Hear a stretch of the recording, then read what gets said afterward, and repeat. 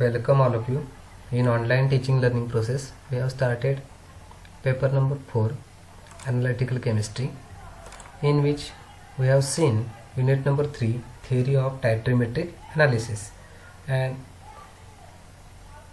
in last lecture, we have completed the neutralization curves and choice of indicators. And in this lecture, we will see the last point, that is complexometric titrations and their types of EDTA titrations, along with metallochromic indicators, eriochrome black tea, and indicator action of eriochrome black tea. So in the case of complexometric titration, what is complexometric titration? Complex formation titration is called complexometric. Titration based on formation of a complex ion is called a complexometric titration. That is, here with the titration, complex ion will be formed. Complex ion means when metal ion and ligand combine, we are getting complex compound. It may be electrically positive, negative, or neutral one. Metal ions are Lewis acids and ligands are Lewis bases. Metal ions, Lewis acid means electron pair acceptor, ligands, Lewis base means electron pair donor, and they are, when combined together, we are getting metal complex.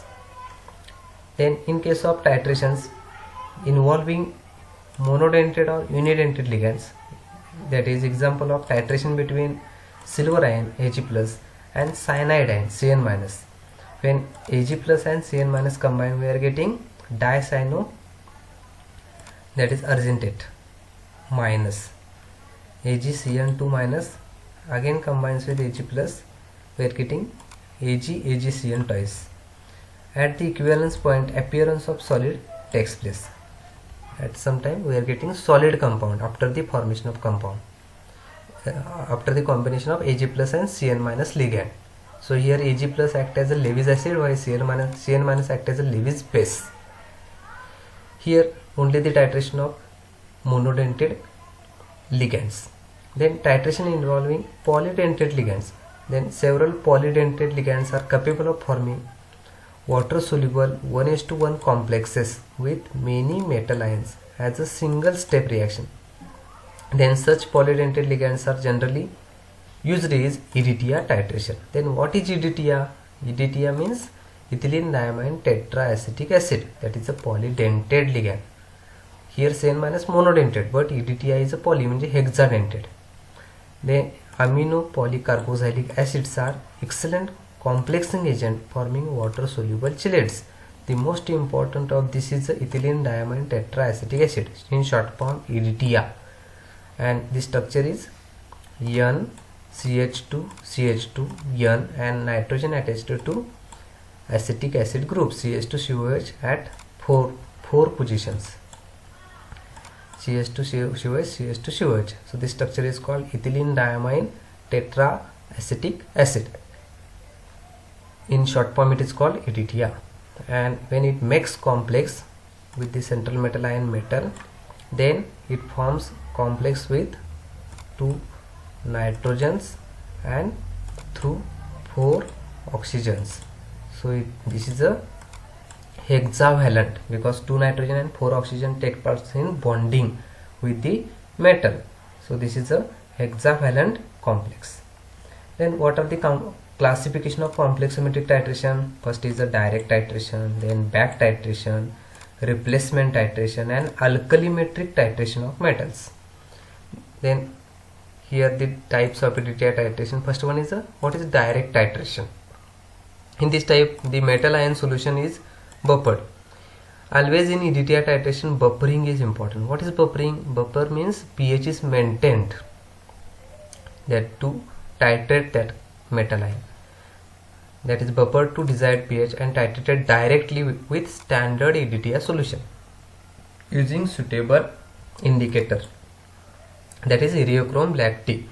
Then titration between EDTA and zinc 2 plus ions using eriochrome black tea indicator with pH near about 10, that is buffered. Always EDTA is buffered. Then in case of direct titration, we will see another slide. That is the solution containing the metal ion to be determined is buffered to the desired pH and titrated directly with standard EDTA solution. Here standard EDTA solution having known normality and titrated with the cobalt ions, then we are getting cobalt EDTA complex ion. In this case indicator is another one, so pH buffered is pH range is near about 6, so this is a direct titration. Then next one is a back titration. So back titration means many metals cannot be titrated directly because sometimes they create precipitate or they form scurb solutions, precipitate solutions, so we cannot titrate easily. In this case excess of standard EDTA solution is added and the resulting solution is buffered to the desired pH, and the excess of the reagent is back titrated with standard metal ion solution using suitable metal indicator. First we will see example, then we can understand what is back titration. For example, in the case of determination of aluminum from potassium, potassium means Truti. Here aluminum is complexed with EDTA and excess EDTA is determined by titrating against standard solution of zinc 2+ ion. Here first we are making complex of aluminum EDTA and then excess EDTA is determined by titrating with zinc 2+ in the burette. So this is called back titration, that is excess reagent is used.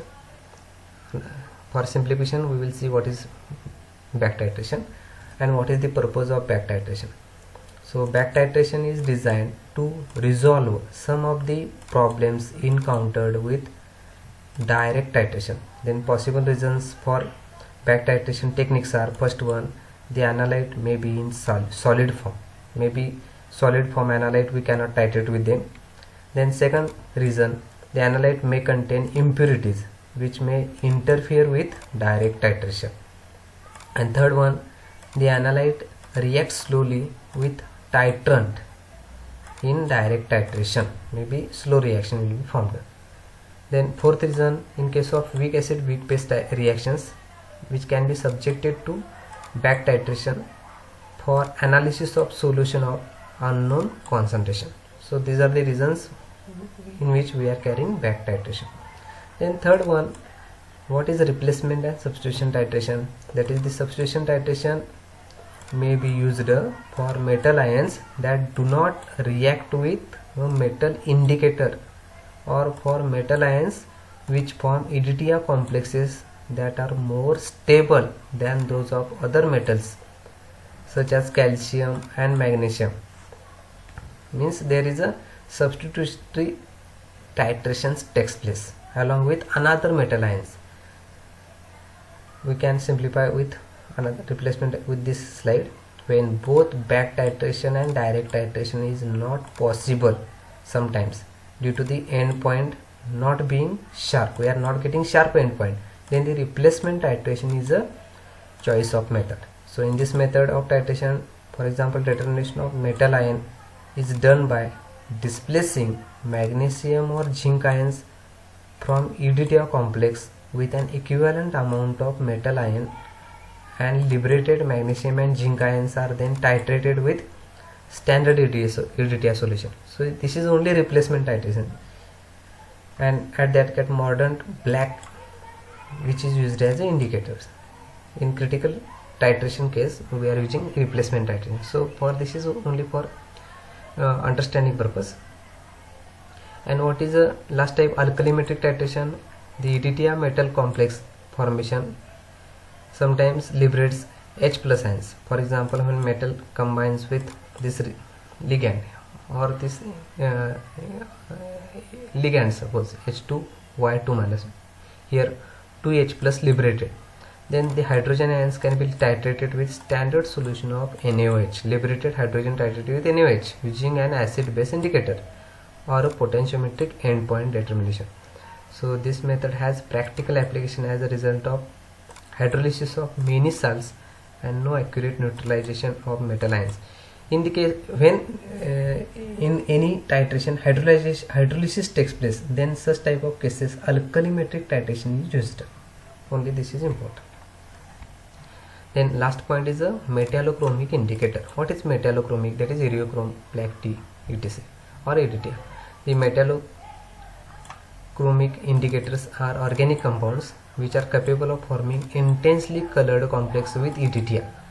Eriochrome black tea, which forms intense color with EDTA titration. This metal indicator complex is weaker than the metal EDTA complex, and it has different color than uncomplexed indicator. Only to intense color metallochromic indicators are used. So during the course of titration, the metal ion from metal indicator complex is replaced to form metal EDTA complex. So to understand the color change, we are using metallochromic indicator, eriochrome, black teas, halenols, etc. So this is about the unit number 3, that is we have studied theory of titrometric analysis. Thank you all of you for listening this video, and here we have completed this unit. Then in we are sending some multiple choice questions for practice purpose. So thank you all of you, and here we have completed the analytical chemistry syllabus. Thank you.